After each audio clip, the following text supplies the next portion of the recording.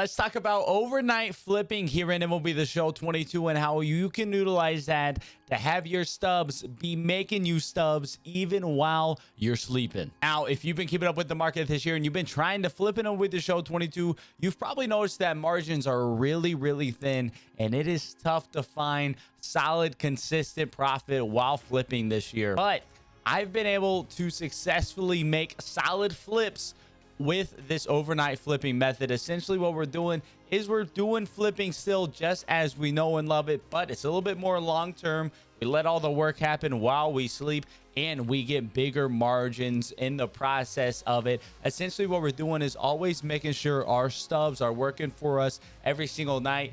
Take 15-20 minutes, go through this method. I guarantee you're gonna see your stubs start to climb up. So let's dive into it. Let's talk about the method of what we're doing and some of the tips and tricks I have for it. So the idea of this flipping method is essentially every night the market is going to dip over time and then rebound into the next day. We see prices at their lowest when less people are on playing the game, and we see prices move up throughout the afternoon of the next day, as long as it's not a content day. As people are more on the game, more active, going through buying cards, purchasing cards, etc., we're going to see that market tip up throughout the day. There's also just random fluctuations in cards. Sometimes guys are just a little bit cheaper than they were on previous days. Sometimes they're a little bit more expensive. We just have this variance, and what this allows us to do is basically come in and take advantage of this variance and take advantage of a cheaper market at night. Now, by the time I'm recording this, it is not nighttime, so they won't be the most perfect examples. As well, I always use the phone on my app, the MLB The Show 22 companion app. You don't have it, I have a couple of videos going over that. I use the app for it because it is much easier to track price trends. Doing the trend line here in game does not work very well. Plus, if you are like me and your trend line is bugged, you don't have all the numbers there on the left side that actually show you what prices they usually are. But for example, right here we have a guy like Garrett Cole. I have his Show Nation pulled up over here, and I can see, generally speaking, we look at the last couple days, we have 14.9 on the buy now, 14.4 on the buy now, 13.5 on the buy now, and 14.9 on the buy now. So we'll come in, we can take a look at this trend. We see it has moved down a little bit over the last couple days, but it has been going back up. That 14.9, 15,000 on the buy now is a pretty consistent place where you could be. Right now, Garrett Cole is actually only 10,800 on the sell now. This is actually just a good buy here, middle of the day. Sunday day I'm recording this, another day that's usually a little bit slower. Mother's Day as well. Less people on playing the game. We also got some packs over the weekend that have moved things down. But we're going to see the market rebound for that in the next week. So I can come in here. I can look at a guy like Garrett Cole. And, you know, I have 53K stubs. Maybe I come in here. I place an order on Garrett Cole. I wake up the next day and I can sell him for 15,000 stubs. All of a sudden, this 11,000 card I purchased, I sell for 15. I'm making about 3,000 stubs on that sale. Versus, of course, if I just tried to straight flip a guy like Garrett Cole right now, we're making about 500 subs or so, which isn't awful, but we're looking for more than a 500 return sub profit whenever we're buying a card for around that 11,000 stubs. So we come in here, we buy that Garrett Cole, he bounces back up. Let's take a look at Matt Olson. Let's just go down the list here. Let's take a look at another one. Live Series Diamonds have been a really profitable one for me. They seem to dip quite a bit overnight and peak back up in the next day. Let's take a look at his orders right here and his price trend. What has Matt Olson been selling for over the last couple days? So looking at his trend, I see one day of Matt Olson selling at 7,200, but outside of that, he's been a pretty consistent 8,000 to 9,000 stubs on that buy now every single day. So again, another situation, I come in here at 6,100 and then I can just basically make it a long-term flip where I turn back around and sell them for 8,000 stubs the next day. Now, a guy like Matt Olson, I would probably expect him to get a little bit cheaper tonight. Maybe we can pick Matt Olson up under 6,000 stubs and buy us some more room to work with. Another guy we're going to take a real quick look at here, Sal Perez. Somebody has made a mistake on their 14,000 stub sell order. I believe they're trying to sell the card and not buy that, but we'll ignore that right here. Sal Perez, a guy before the crash, Trump Player of the Month, had been a pretty consistent 15.5, 16,000, dropped down to 14, working his way back up now to 15,000 now. Probably gets back up into 16,000 tomorrow on Monday, maybe even 15,500. Again, we look at it right now, 14,994 on the flip. If we bought them for 13,100 stubs, that is only netting us a 300 stub profit. But when we take a look at the Sal Perez sell orders, we can notice there's not a ton of orders here between that 13,100 that we see there and that drop off down there at 12,610. So if we can come in here and save ourselves another 500 stubs on that order, he comes down in here at 12,611. Maybe we get a market dip overnight. I get him at 12,611. I turn around the next day and sell him for 15,500. And all of a sudden, we're making a 1,300 stub flip on Salvador Perez. Now, it's taking more time to do so, but we're just sleeping overnight, or we're doing it passively while we're not actively on the game. And it's not as if we're actively having to do anything to have this flip take a little bit more time. It's just time that's going to be passing anyways, that we're not going to be active and on the game. So we want to look for whenever we have those dips, those drop downs in the market. You can see the 12,746 guy, somebody overcut him by 200.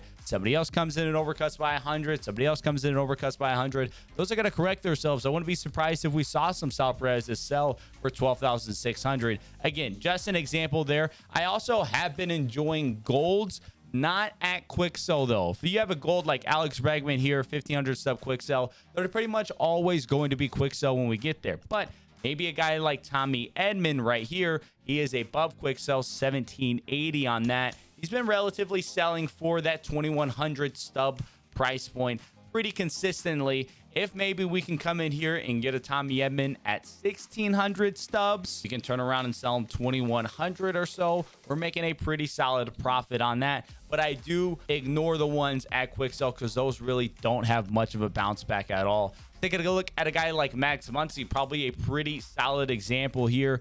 2,500 here on the buy now price, where you can pretty consistently sell him for 2,500. Right now we got about a 250 stub flip with that. Not too much overall. But if we can look on our price trends and realize, hey, maybe we got an opportunity to buy Max Muncy closer to 1,800 stubs, all of a sudden we're getting a 400 to 500 stub flip for each one of these. If we can buy 5, 6, 7, 8, 9, 10, depending on how many stubs we have, those flips are going to work out in our favor in a very quick fashion. Best part about it is with the app as well, again, we don't have to deal with these ugly trend lines. We can just see what the price has been day to day. That price is taken at midnight Pacific time. So you can get a pretty good idea if, let's say, Max Muncy's average sell now over the last week has been 2,300 stubs. You get on one night and he's selling for 2,000 stubs. We could have a pretty good idea in our mind, hey, this is an outlier price. He's dropped down. The market's fluctuating on him. Let me come in and pick up a couple of those and turn around and sell them in the next day. Same with a guy like Wander Franco. Pretty good opportunity there. So these guys that people are investing in are going to be a little bit tough to see some mass fluctuations in there, but we do still see those happening as the market is always fluctuating one way or another. We just got to keep our eye on it. Another thing, you're going to learn the prices of these guys as time goes on as well. You'll understand, hey, a guy like Max Muncy, I remember I bought a couple of weeks ago at 2,000. I sold him for 3,000. A couple days later, maybe I can do that again now that he's back here at 2,000 subs.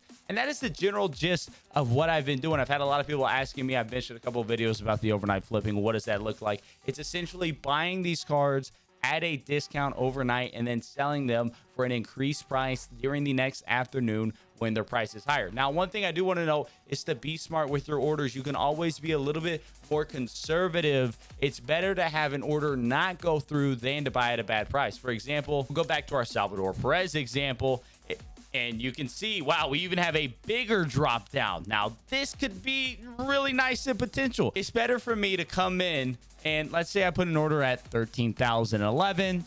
I get 5 of them. They go through, and that 15,000 price, it comes down, and it comes down to 14,500, where essentially I'm not making any stubs at that point. Not really any profit there. If anything, I may even be losing stubs on a couple flips. Now, of course, I can wait out and he's probably going to go back up, but it's better to be safer with our orders than to be aggressive and have an order go through that we lose stubs on. I would prefer to be safe. And let's say I'll come in here at 12,101, which is an absolute steal for Salvador Perez, considering, again, he was consistently selling last week for 16,000. We see his Buy now moving up to that 15.5 already. He's probably going to get it to a consistent 16,000 this week. Mine come in at 12,101. Let's say I put 3 orders there. Only one of those goes through. The other ones, they don't go through overnight. That's no big deal. I'm not losing stubs because an order doesn't through, but I am able to make stubs on that one order that does go through, which that's what we're looking for.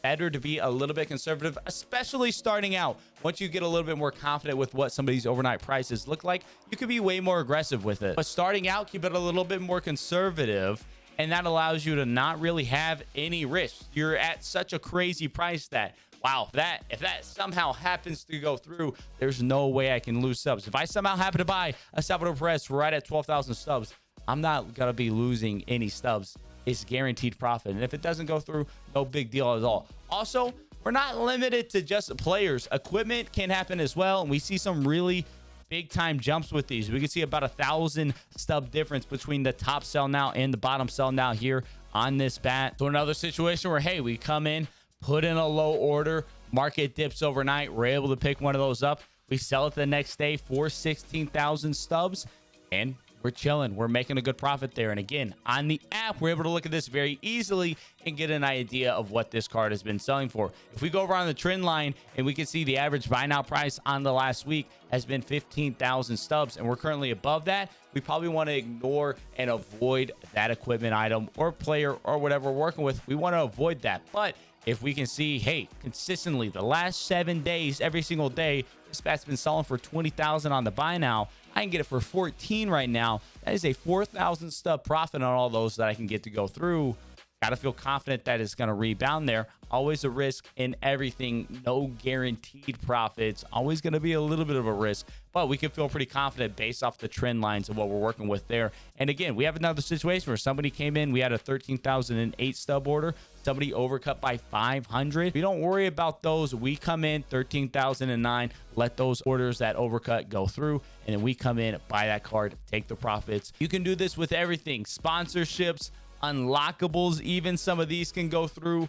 Perks you can do it with, and then of course our MLB cards themselves. I like to work with live series mainly, focusing on diamonds. Maybe sometimes I'll focus on some golds if they're also like a roster update guy that I like and they're a little bit under their value. Or another great example is starting pitchers who are pitching tomorrow that are golds. They don't even have to be good. It does not matter. The market is super reactionary this year to players who are performing immediately. And basically, any gold pitcher, the day that they start, as their game time gets closer and closer and closer, their price is going to slowly trend up. So, for example, the day I'm recording this video, we got a guy like Brandon Woodruff is going to be pitching tomorrow versus the Reds. One, that's a great matchup for Brandon Woodruff. Not been the best season, but he's got a good matchup to turn that around tomorrow. I can see right here, 3,300 stubs. We even have a little bit of flip already built into that. I can see that 4,150, that comes out of the way. We're not getting close, too far away from 4,300. So we have quite a few orders here, a lot of order density. So I don't expect him to drop too much, but hey, maybe I can come in here at 3,315. That's a little bit lower than what he has been usually over the past week or so. Plus he's pitching tomorrow. All of a sudden tomorrow he's selling for 4,600 stubs. He has a good outing. He's only going to go up even higher above that. We've made a really solid profit on what essentially ends up becoming a long-term flip. Now, in terms of selling, generally, I like to go through. I'll sell these cards early in the next afternoon, lunchtime or so, pull up my app, list everything I got, assuming that they've had a nice rebound. If they're still low, maybe they haven't had a nice rebound, I'll wait a couple hours to go through and list them then. I've been using it so far this year and it's been super, super effective. You're not going to become a millionaire overnight, but if you're struggling to flip, this could be a great way to just have your subs be working for you. I got 53K right now. I'm definitely putting that into the market tonight. We got to do big time volume this year. The margins are not there, so we got to find some other ways to be having our stubs create more stubs. We need our stubs to work for us. It's going to take stubs to make stubs this year. No more 1,000 stub flips flying off the market like it was in 21. But hey, that just means we got to improvise, adapt, and overcome. Overnight flipping has been one of the ways I'm doing that so far this year. So that is the overnight flipping method that I've been utilizing. That's been helping me out a lot. I've been able to take those stubs and put them in roster updates. We start extrapolating it out. Step count's going to be flowing come next Friday when the second roster update hits between a mix of roster updates, some of these overnight flips coming through as well. We're going to be in a great spot stub wise. You have any questions about the method? Maybe you have a couple questions about a couple specific players maybe you're trying to get into, or you want me to go into more detail on some of the aspects of it. Definitely do not be afraid to hit me up down in the comment section below, and I'll do my best to go through, answer as many questions as I can. As always, though, y'all enjoyed the video, definitely be sure to leave a like and subscribe. I hope this helps. I hope this can help you get out there, make some stubbies. It's been rough out there so far in 22. Until next time, though, I'll catch y'all around.